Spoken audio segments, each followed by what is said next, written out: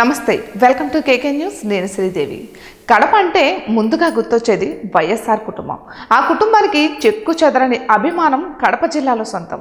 అటువంటి జిల్లాలో ఈసారి పట్టు సాధించింది తెలుగుదేశం పార్టీ కూటమి. 10 అసెంబ్లీ నియోజకవర్గాలకు గాను 7 స్థానాల్లో విజయం సాధించింది. టీడీపీ ఆవిర్భావం నుంచి గతం ఎన్నడూ ఇటువంటి విజయాన్ని ఆ పార్టీ చూడలేదు కడప జిల్లాలో. అందుకే ఈ పట్టును నిలుపుకోవాలని చంద్రబాబు భావిస్తున్నారు. అందుకోసం ఆయన చేయని ప్రయత్నం అంటూ లేదు. వాస్తవానికి ఎన్నికల్లో వైసీపీ ఓడిపోయింది, కానీ 40% ఓట్ బ్యాంక్ ఆ పార్టీ సాధించింది. అంటే ఇప్పటికీ వైసీపీ అంటే అభిమానించే శ్రేణులు ఉన్నాయి. అందుకే ఎలా అయినా వైసీపీ ఓటింగ్ శాతం తగ్గించాలని, జగన్ ఆత్మస్థైర్యంపై దెబ్బతీయాలని చంద్రబాబు భావిస్తున్నట్టుగా తెలుస్తోంది. అందుకే ఆ పార్టీ కీలక నేతలు తమంతట తాము పార్టీని విడిచిపెట్టేలా ప్లాన్ చేస్తున్నారు.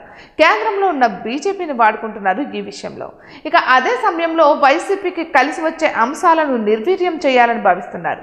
అందులో భాగంగానే కడప జిల్లాలో మహానాడు ఏర్పాటుకు సిద్ధపడ్డారు.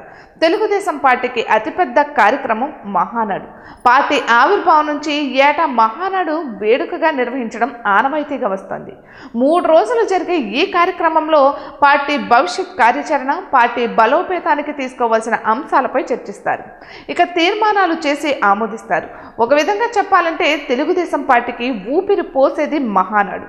2019 ఎన్నికల్లో టీడీపీ దారుణంగా ఓడిపోయింది. కానీ ప్రకాశం జిల్లాలో ఏర్పాటు చేసిన మహానాడు పార్టీ పరిస్థితిని మార్చేసింది. అప్పటి వరకు తెలుగుదేశం పార్టీ ఉంటుందా అన్న అనుమానం ఉండేది. దానిని పటాపంచలు చేసింది ప్రకాశం జిల్లాలో ఏర్పాటు చేసిన మహానాడు. అంతటి మహానాడును కడప జిల్లాలో ఏర్పాటు చేయాలని భావిస్తున్నారు చంద్రబాబు.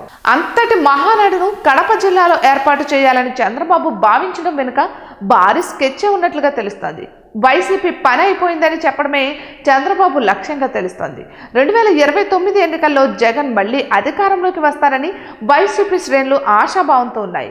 అటు వైసీపీ నేతల ప్రకటనలు కూడా అలానే ఉన్నాయి. అయితే ఇప్పుడిప్పుడే వైసీపీ కీలక నేతలపై పట్టు బిగుస్తోంది కూటమి.